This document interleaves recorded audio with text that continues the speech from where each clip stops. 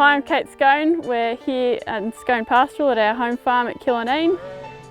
We farm about 1,800 hectares, about 4,000 sheep and 350 head of cattle, and kind of 60-40 cropping livestock.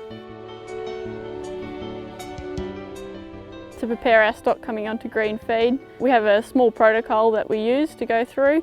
So if it was cattle, we'll bring them in, they'll get a 5-in-1, and then we'll move them through and they'll get a good gutful of straw, and then we'll transition them into the green feed in the afternoon of the day so that they've got the gut fill of fibre. Kate's managing this crop very well. She's providing ad lib salt licks. She's also providing extra energy by the use of feeding out grain, and there's also good quality roughage that the sheep can get access to.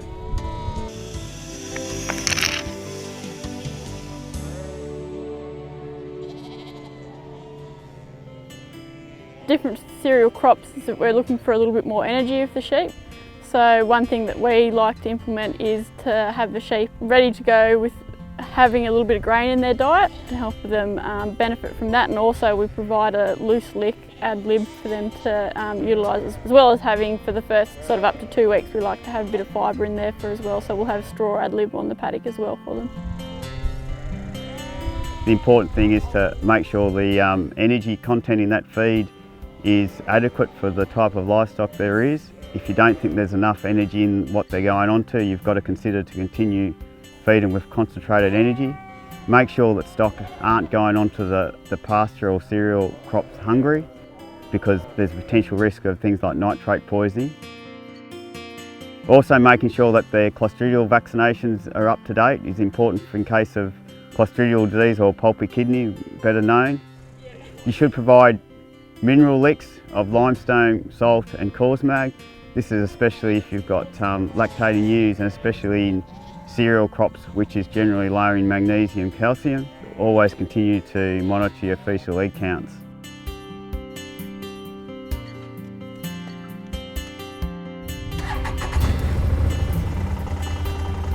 For the first 2 or 3 weeks we like to keep a really close eye on the cattle.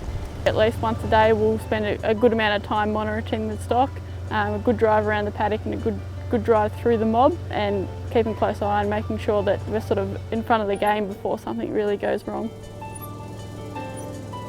I like to make sure that all the livestock can stand up and are happy to move away, and then I'm looking for signs of bloat, so any puffiness on both sides.